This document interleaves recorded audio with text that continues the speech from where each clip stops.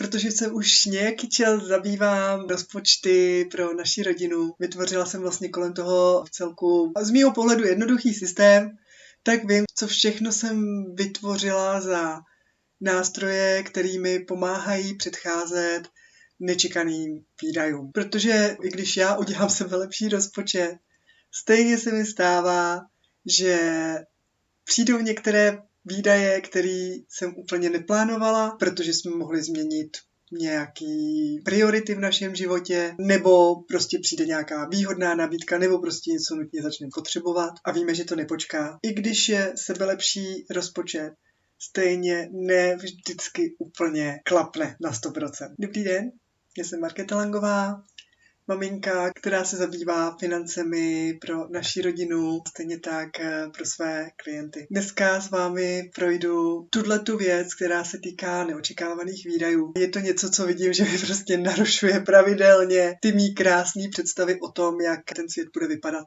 zítra. Co je to vlastně neočekávaný výdaj? No je to vlastně cokoliv, co vám prostě do cesty přijde, vy za to musíte zaplatit a nemáte na to úplně připravenou ani tu myšlenku. Vlastně vy jste s tímhletím výdajem, nebo já jsem s tímhletím výdajem úplně nepracovala, nezapracovala jsem ho do našeho rozpočtu a najednou tu je.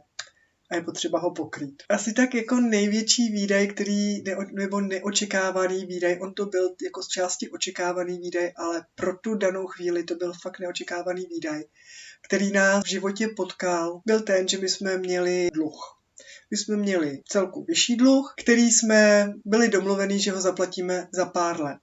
Ano, ještě těch pár let neuběhlo a najednou ti, kterým jsme dlužili, přišli s tím, že nutně ty peníze potřebujou. A tvářili se, že je potřebujou hned teď okamžitě. No a protože my jsme s našimi penězi pracovali jinak a vůbec jsme na tuhle část jako se nepřipravovali, protože jsme věděli, že máme ještě dost času před sebou, tak jsme museli najednou zmobilizovat strašně rychle naše schopnosti. Samozřejmě to znamenalo i nějakou domluvu s těmi lidmi, kterým jsme dlužili, že jim ty peníze prostě nemáme jak dát hned, protože jsme fakt na to nebyli připravení.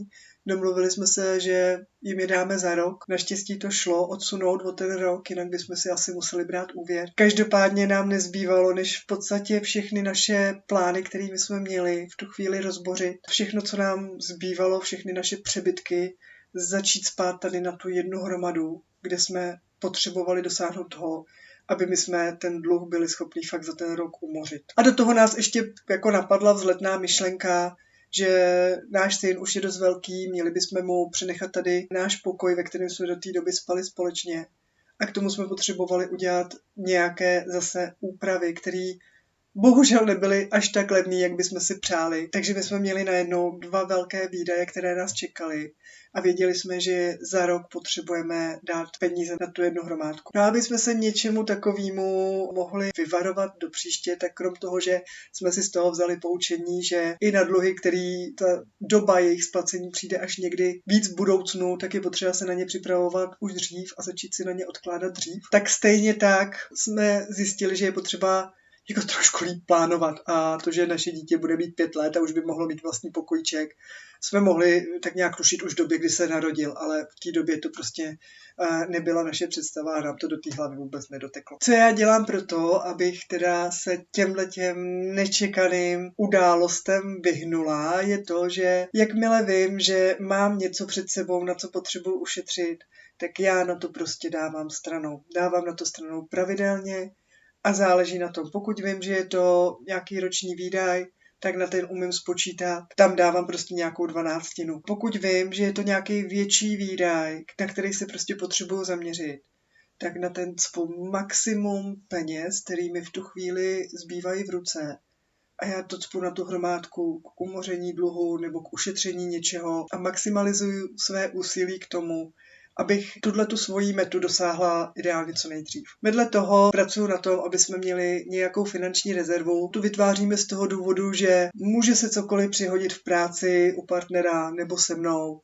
Může se přihodit, že příjmy v tu chvíli nebudou, nebo je nebudeme schopni dostatečně zajistit pro ten moment, nebo prostě nám jenom vybuchne dražší spotřebič v domácnosti. Takže k tomuhle nám slouží finanční rezerva. Máme ještě jeden takový malinkatej, asi bych to nazvala polštář, a to je část peněz, kterou my nemáme hozenou ani na finanční rezervu, ani na ty obálky, kam spoříme na větší výdaje, ani to necpeme do toho, kdy prostě se snažíme o nějakou velkou věc dosáhnout. Ta část není obrovská, máme nějakou část, kterou my máme prostě na nějakých volných prostředcích a vycházíme z toho, že ten měsíc, kdy my jsme měli narozpočtováno nějakou částku, tak ji můžeme přešvihnout. Snažíme se samozřejmě o to ji nepřešvihávat, ale může se přihodit, že přijede návštěva, budeme chtít jít společně do restaurace nebo na kávičku a prostě ty peníze někde vzít musíme. Tak na tohle máme vytvořenou takovou malinkatou zálohu, aby jsme mohli být i v tomhle případě v pohodě a neměli jsme pocit,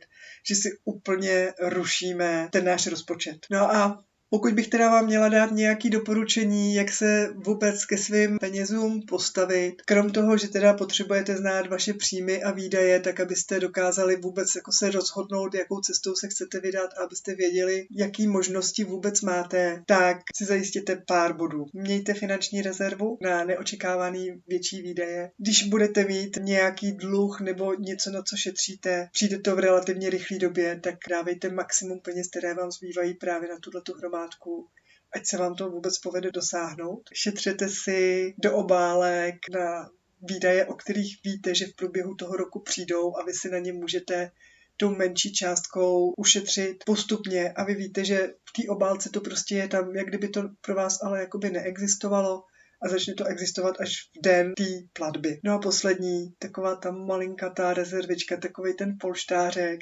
který vy máte někde, kde víte, že na ty peníze můžete sáhnout, ale je to pro takový ty neočekávané události, které vás nepřijdou na hodně peněz, ale zároveň je nemáte narozpočtovaný. Já doufám, že dnešní video vám opět ukázalo nějakou cestu, ukázalo vám nějaké možnosti. Budu ráda, když mi do komentáře dáte vědět, co vás na tomto videu nejvíc zaujalo, co vám dalo třeba nějakou odpověď a která to byla. A pro dnešek se mějte krásně.